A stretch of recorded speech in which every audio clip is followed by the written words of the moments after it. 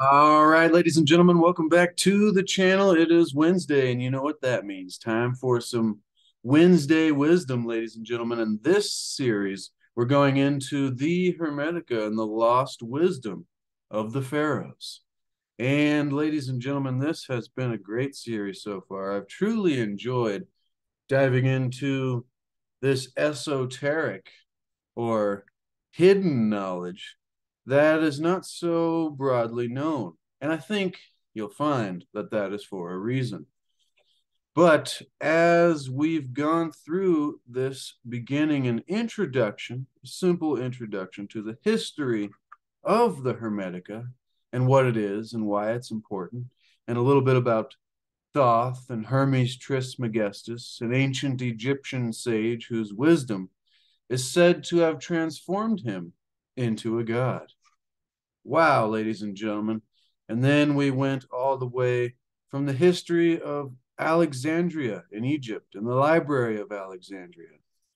And then from there, from escaping from the Holy Roman Empire or the intolerant Christian Holy Roman Empire, they escaped then to the East, which we covered in our last video. And then we talked about the Hermetica, and Islam. And history showed that wherever the works of Hermes have been studied and venerated, civilizations have flourished, which leads us to what we'll be talking about today, ladies and gentlemen. Hermes, the Hermetica, and the reawakening of Europe, and the cause of the Renaissance, or the Renaissance, ladies and gentlemen. So I hope you got yourself a nice warm beverage, some hot tea, or maybe a cold beverage if that's what you prefer. Whatever you like, ladies and gentlemen, and get yourself comfortable because we are about to dive into, I believe, episode number 4 of this series of an introduction into the history of the Hermetica. And so today, ladies and gentlemen, like I said, we had just finished up in the Middle East, referring to the Sufis and the Zoroastrian Magi. And so eventually, and once again, we're reading from, ladies and gentlemen, the Hermetica, The Lost Wisdom of the Pharaohs by Timothy Freke and Peter Gandy. This is a Tartar Cornerstone edition. So it's not, the Hermetica can be very dense, it is said. And I believe that's what is said at the beginning. The Hermetica is a collection of writings attributed to Thoth, the ancient Egyptian sage who was said to have transformed him, whose wisdom was said to have transformed him into a god. And so he is credited with the invention of the sacred hieroglyphic writing. His figure, portrayed as a scribe with the head of an ibis, can be seen in many temples and tombs and wherever you see Egyptian things, ladies and gentlemen. It's a very common image along with Osiris and many of the other common gods. And so, let's see, this Hermetica here it's a dense, tough to read thing. And so what they did here was put this in more of a simpler form for those of us who are new to the subject so that we can begin to get an idea of the importance and a little bit of the understanding of this ancient esoteric or occult wisdom, which just means hidden or a knowledge for a select few. It's important to know the meanings of words, ladies and gentlemen. And so let's dive right into Hermes and the reawakening of Europe and how the Hermetica, I think, is responsible for the Renaissance.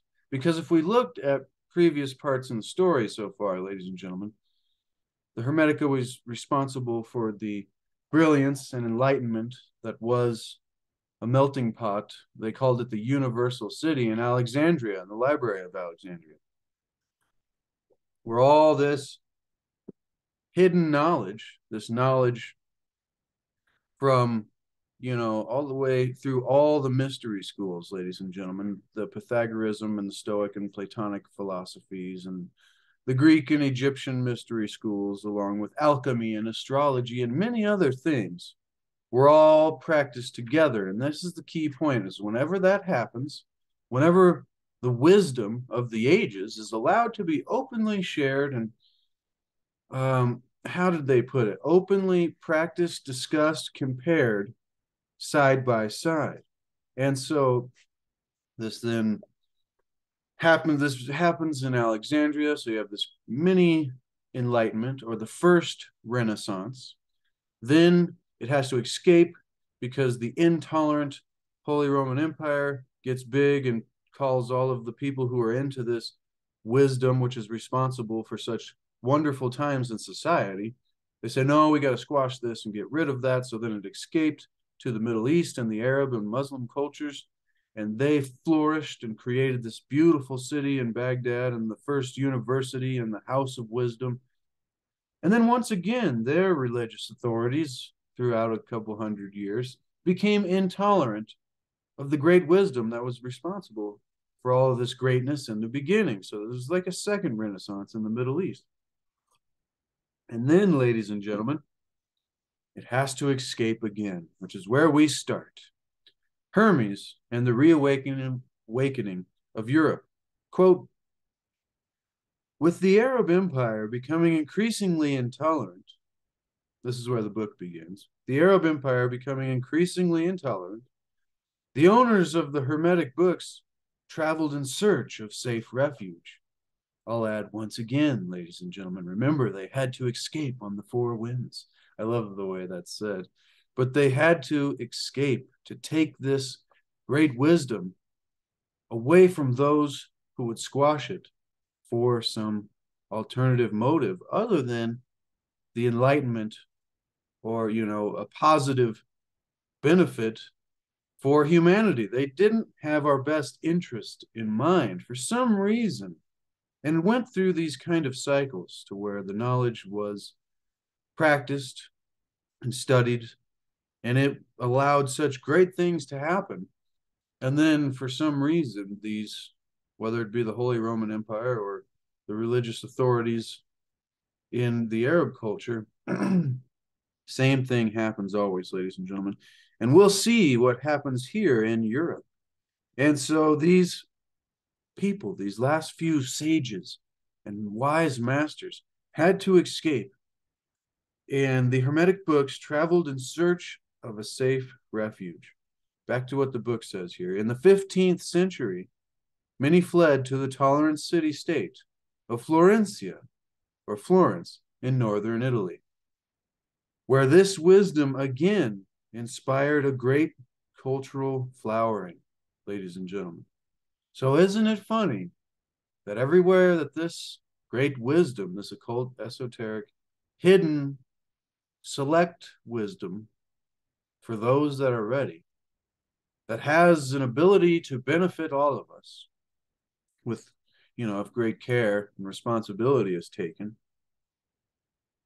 it's like this wisdom is there. These Florentians, in 1438, the Byzantine scholar Gemisto, Gemisto, Gemisto Plethon, Plethon, so Plathon, Gemisto Plathon made available to the awestruck Florentines the entire works of Plato. And so remember, ladies and gentlemen, you're like, well, we're talking about the Hermetica here. So what matters about the entire works of Plato? And if you think the way that most of us have been taught about, Pythagoras or Plato or these other guys, that it's the Platonic philosophy, ladies and gentlemen. We think of Plato and Pythagoras and all these guys as just like simple historical dudes that, oh yeah, gave us, this guy gave us this thing for math, like this rule, or this guy gave us this thing for astronomy. And we think it's just that simple, but these guys were literal occultists, ladies and gentlemen. And that word sounds wild, and it has a negative connotation for those of us, who have grown up average in the West, with the traditions of Christianity being a majority. And if not, if you know, even if you're not Christian, you still get undertones like things, when people say, oh, that they're cult members, or, it's like these words have been manipulated to make us not be interested, ladies and gentlemen. So, just to show you, ladies and gentlemen, let's share the screen real quick here, and we can get an idea of how what I was just saying, that things in these words have been covered over, and we don't really know what they mean. When you hear somebody say, oh, the occult wisdom, you don't think that word means not revealed or secret or not easily apprehended or understood or mysterious. You think it's dark and it's evil. And it's weird that this has happened to us. But so let us continue, ladies and gentlemen, because so when you think of Pythagoreanism or Platonic philosophy or the works of Plato, there is a different meaning that goes side by side with what we've been talking about here in the mystical nature of the wisdom of the Hermetica and wherever it goes, and all of this other wisdom that was in the Library of Alexandria and the House of Wisdom in Baghdad. It's like wherever this goes, there is the greatest flourishing civilizations that there are in our history, the greatest times in our history.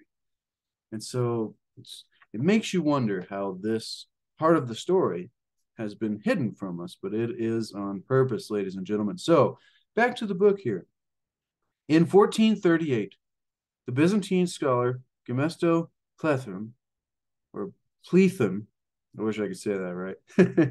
Forgive me, ladies and gentlemen, made available to the awestruck Florentines the entire lost works of Plato. So we're talking about astrological, alchemy, mystery sciences, ladies and gentlemen, things that we are taught commonly today that are just silly things that, it doesn't really matter. That's not real science. But we will see, ladies and gentlemen, wherever this knowledge goes, there is greatness. So the lost works of Plato show up in northern Italy. And this guy, this scholar, makes it available to these Florentines in Florencia, Italy, ladies and gentlemen. The philanthropist and scholar, Cosimo de' Medici, established a new Platonic academy. So see, the same thing happens again. You have the House of Wisdom in Baghdad, where there was established this place where the researching of, he goes, here many established in Baghdad, the House of Wisdom, here many pagan works were translated. The sciences that had reached such heights in Alexandria were significantly developed, and the ancient spiritual wisdom was studied and practiced. And that is fascinating, ladies and gentlemen. So same thing in Alexandria, same thing in Baghdad, and now we have that happening again. The new Platonic Academy, founded by a philanthropist in Florencia. Wait, the ruler of Florence. The ruler of Florence. The philanthropist and scholar, Cosimo de' Medici. Wow, that's mind-boggling. So it was the ruler that established this center of study. See, it makes me wonder how many of these ancient quote-unquote pagan temples, because remember, pagan just means country dwellers, or people of a, religion not of the authorities, so the Holy Roman Empire, whoever the greater religious. But so this guy, that's fascinating. He founds this and establishes this new Platonic academy, a group of intellectuals, it continues, and mystics who found their inspiration in the ancient pagan philosophy. See, ladies and gentlemen, the secret. I love the old quote, while we all sit around in a ring and suppose, the secret sits in the center and knows.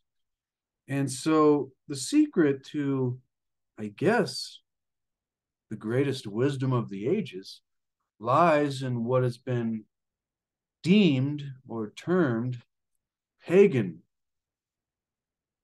And that just lumps, every other form of wisdom that there was outside the Holy Roman Empire, pretty much, into one group and just calls it silly. But as we can see, ladies and gentlemen, it is important. So a group of intellectuals and mystics who found their inspiration in the ancient pagan philosophy was this new Platonic academy, where the works of Plato were being studied in Florence. And so it profoundly influenced great names, ladies and gentlemen. So, you might be thinking, what's the importance of this knowledge? You keep saying it's important and it's causing these great, flourishings of civilization and things. Well, it profoundly influenced great names like Leonardo da Vinci, ladies and gentlemen, Michelangelo, Botticelli, and Raphael, who began painting pictures of the ancient pagan gods. Wow, I never did think of it that way. Botticelli's Venus and Mars, for example, was painted at a precise astrological moment as a talisman, as, quote, a talisman of occult radiance, capable of magically transporting the viewer to an altered state of spiritual awareness. Just think about that for a second, ladies and gentlemen. If you've never heard about anything mystical like that, then you might be thinking, that's crazy talk. But is it?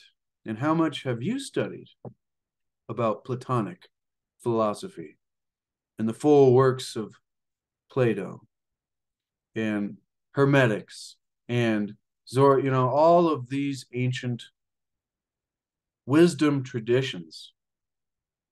And, what is really possible?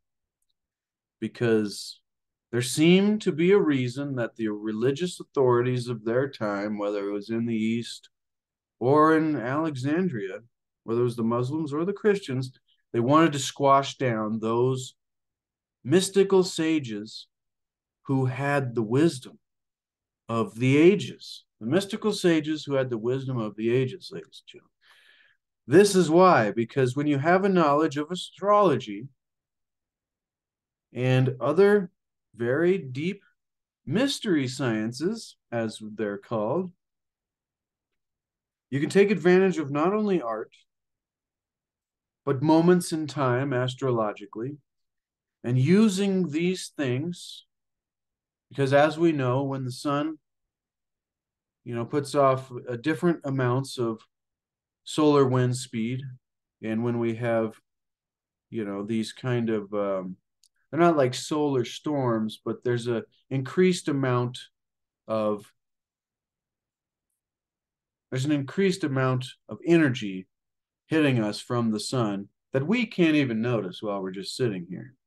But if you look at the graphs and things, there's certain websites that show you solar activity, and it is well proven that this and electromagnetic frequencies and radiation of different types, radio waves and different things, have an effect on the function of our brain and have an effect on our consciousness, ladies and gentlemen. So you would have to know some great wisdom to know that creating a work of art, which is what it was talking about here, Botticelli and his work Venus and Mars, for example, was painted at a precise astrological moment, knowing that there's an ability to influence the consciousness of individuals or of all individuals on that certain moment in time. And so this, I mean, if you're new to all this, then I suggest you keep an open mind, because I wouldn't be saying all of this if it was just coming from thin air. There's a lot of research and science on these things that make you go, whoa, that's possible? And they were onto something back then. And this ancient wisdom of the Pharaohs and of Atlantis, possibly, and even before then, that comes to us today, ladies and gentlemen, wasn't just silly pseudoscience. So, back to what the book says here. Cosimo sent out agents to look for other lost pagan works that might still be awaiting discovery. Now, this is getting exciting. It's like Indiana Jones searching for the knowledge of the universe, ladies and gentlemen.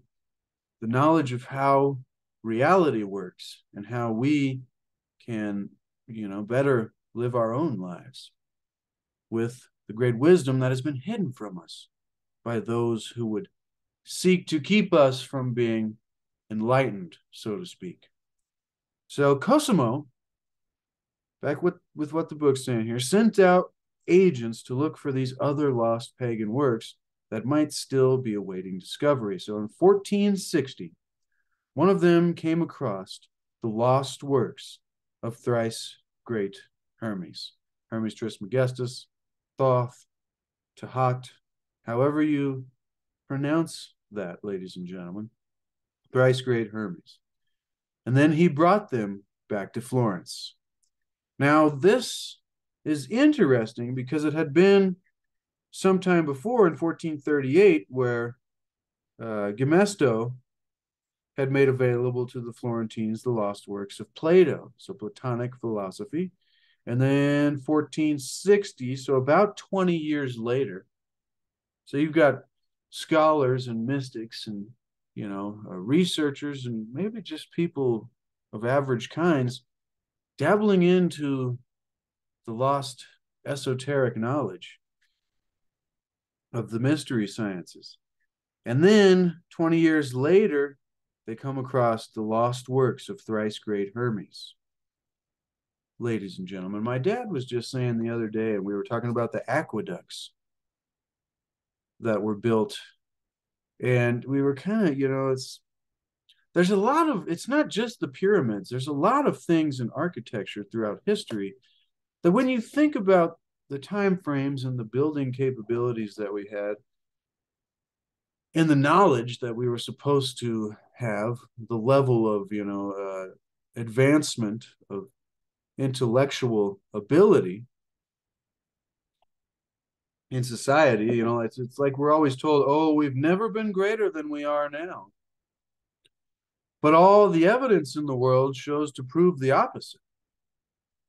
And so, especially, it was funny, I was looking at a picture of a fort yesterday, and they have this huge, giant 16 million brick fort.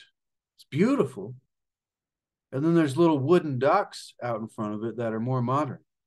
It's like, what? Are we going backwards? I mean, anyways, ladies and gentlemen, so that's where my mind goes when thinking of these things. But so these guys, I can already see the beginning of the Renaissance happening and discovering this ancient wisdom, ladies and gentlemen. Sorry, my rambling. I hope you're getting value. If you are, consider subscribing. And if you haven't subscribed, if you have subscribed already, then leave me a comment. Let me know what you think, ladies and gentlemen, because I love this. This is powerful wisdom of the ages into the history of the Hermetica. So in 1460, 20 years later, the Florentines come across the lost works of thrice great Hermes. And these Florentines already reeling from the discovery that an ancient civilization of immense sophistication had risen and fallen nearly 2,000 years before them, now believed they had in their hands the words of the most ancient sage of them all. Cosimo ordered his young Greek scholar, Marsilio Ficino, to cease his work on translating Plato and begin immediately on this new Egyptian text. So he knew, ladies and gentlemen, that if this was the wisdom of Hermes Trismegistus or Thoth, or an even older name that comes from before Egypt that we don't know anymore, ladies and gentlemen, this could change everything. This could change everything because as these people were true scholars back in the day, he knew, he knew, it seemed that he knew that wherever this wisdom went, it caused the greatest flourishing of civilization and it made society far greater. This is confusing with what we're taught about history is, it was a bunch of hard times and people just killed each other all the time and nobody was really that smart. It's like, I remember, like, that's kind of the gist that I got from all the school that I went to. And I realize now today that was just a sham. But ladies and gentlemen, at least we got the basic foundation to get us to where we are today so we can ask these questions with an open mind and not have our mind like a brick wall, allowing nothing in there because of our preconceived notions and our arrogance to think that we already know it all. And so this is amazing, ladies and gentlemen. They've discovered it. It escaped from the East and made it to Florence. First, it was the works of Plato, and they studied that, and it profoundly influenced great names like Leonardo da Vinci, Michelangelo, Botticelli, Raphael. And all of these learned from the ancient pagan wisdom. This ancient, esoteric, hidden, occult knowledge, ladies and gentlemen, that they called paganism, but was really the knowledge of every race and nation: Greeks, Jews, Egyptians, Babylonians, Phoenicians, Buddhists, and people from India. The list goes on, ladies and gentlemen. And so, how much have you heard about, all of these esoteric wisdom traditions, the Pythagoreanism and the Chaldean oracles and Greek myths and Platonic and Stoic philosophy, ladies and gentlemen, the Greek mystery schools, Zoroastrianism, astrology, alchemy, Buddhism, and the ancient Egyptian religions? We don't really hear about them unless you're just a weird, or unless you're just a searcher, or unless you've gone down some kind of path that have led you there. But this is not your normal cup of tea, so to speak. But I think it's something that has such great importance, as we've seen, that it's responsible for the greatest times and the greatest cities and civilizations of our history. Which makes me ask the question, are we currently in one of those times? That's for you to decide, ladies and gentlemen. And let's finish up here on this episode, in this part of the series of the history of the Hermetica. And in this episode being the beginning of the Renaissance, or what was responsible for the Renaissance, they finally, after 20 years of studying the works of Plato, come across the ancient lost works of thrice great Hermes. And so they bring them back to Florence, and already reeling from the discovery,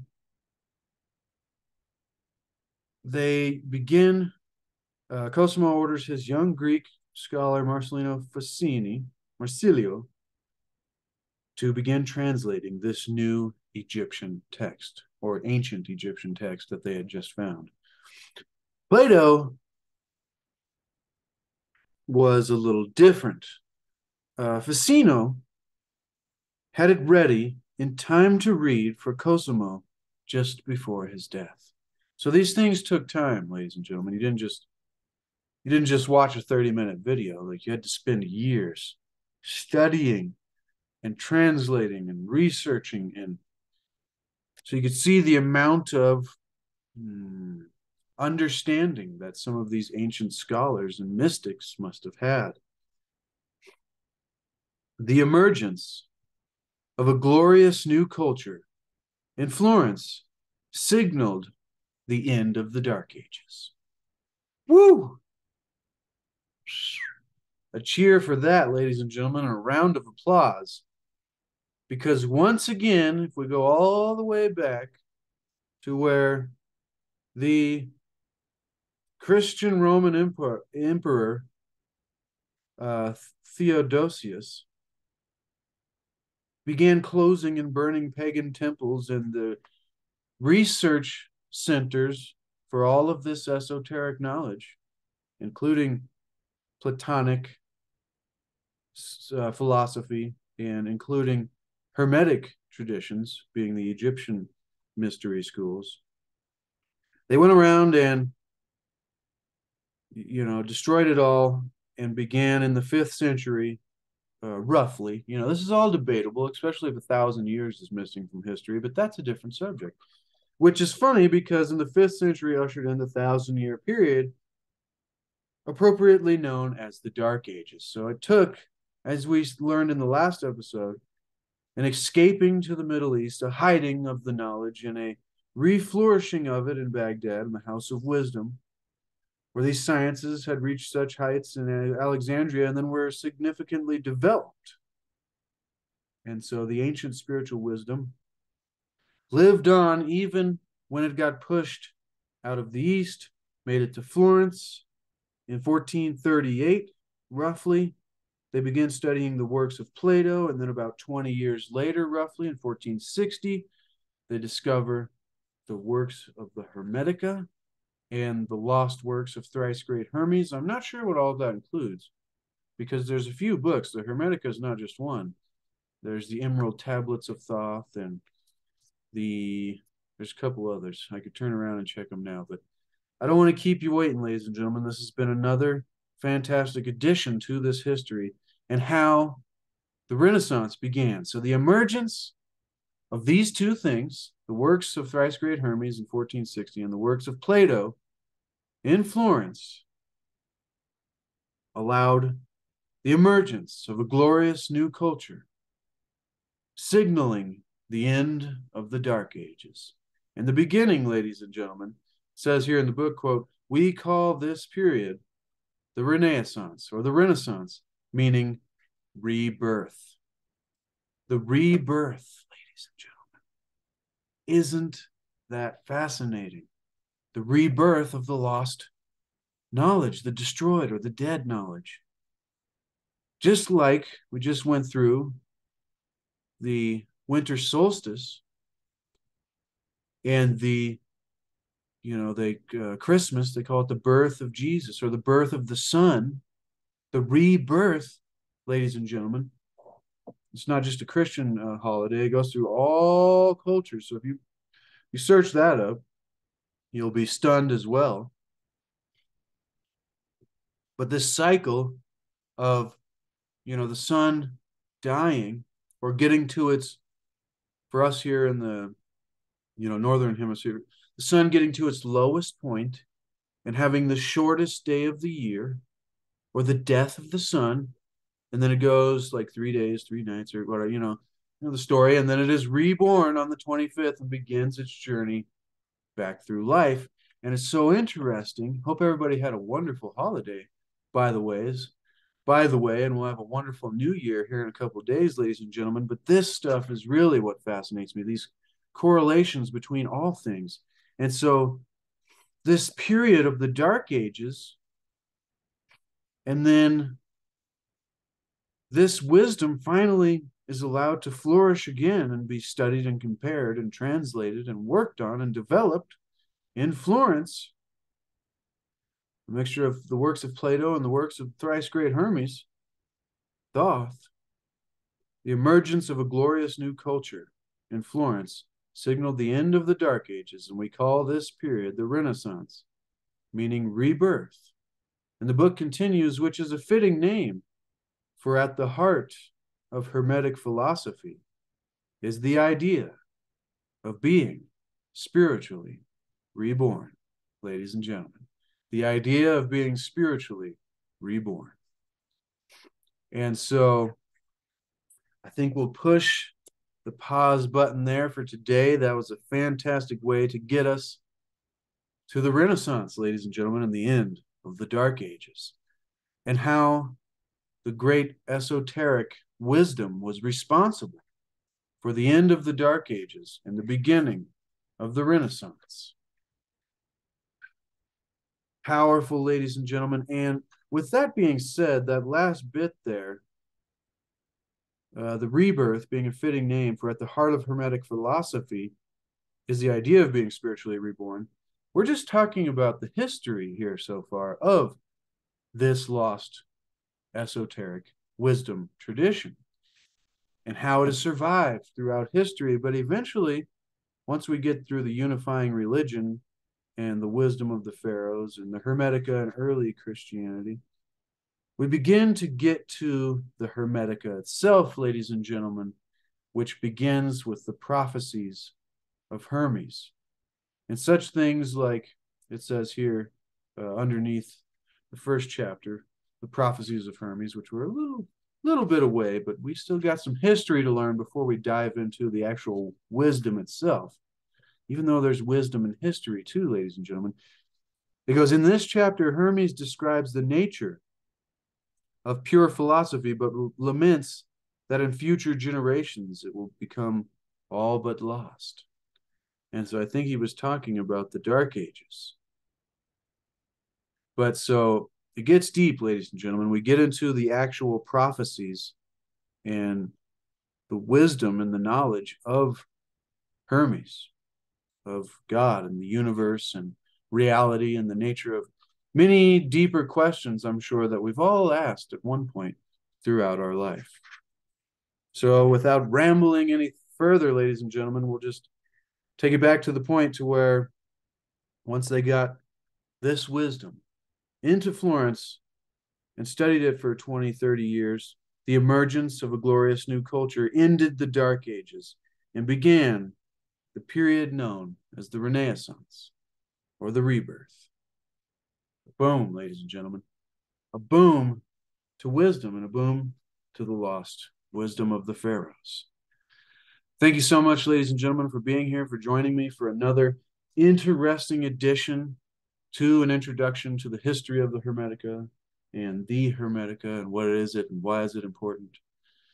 And I love and appreciate all of you that spend time here with me on Tuesdays doing the Tuesday Tao with Dr. Wayne W. Dyer and living the wisdom of the Tao and Lao Tzu, and also Timothy Freke and Peter Gandy and all the other ancient sages mentioned in these stories, because this is great wisdom. On Wednesday wisdom, ladies and gentlemen, remember, seek to achieve and maintain happiness through enlightenment, through a greater awareness and a greater understanding of the reality we find ourselves in, and seek to discover the hidden wisdom of the ages.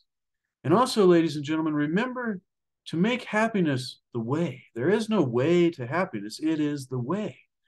What that means is we have to bring it to life rather than expecting it as a result. Like we always tell ourselves, oh, I'll be happy when I get there. But when we're able to bring it to life, then that becomes irrelevant because we're already there and the entire journey is wonderful. Thank you so much, ladies and gentlemen. Once again, I love and appreciate all of you. Be sure to subscribe. And if you have already, be sure to like. That really helps the algorithm push this video up, as well as a comment. I like to respond to as many comments as I can. And so I really appreciate seeing those of you take time to say something. And it's good to see who's actually watching these videos. As well, expand the description, ladies and gentlemen. You'll find yourself a link to this book, as well as a link to my landscape paintings in my Etsy shop, which you always see those in the background, as well as a link to C60 Purple Power, the most powerful antioxidant known to man. So give yourself the gift of health, ladies and gentlemen, and give yourself the book of wisdom to put on your shelf. And we'll be back next week, ladies and gentlemen, with Tuesday Tao and more Wednesday Wisdom, the Lost Wisdom of the Pharaohs series now, continuing. So be sure to check back in next week, and between then and or now and then, we'll have some little short videos those are always fun because sometimes there's like just 30 seconds in these really long 40-minute videos that's like, ooh, that was the important bit. So check those out as well. Once again, love you, ladies and gentlemen. We'll see you next week.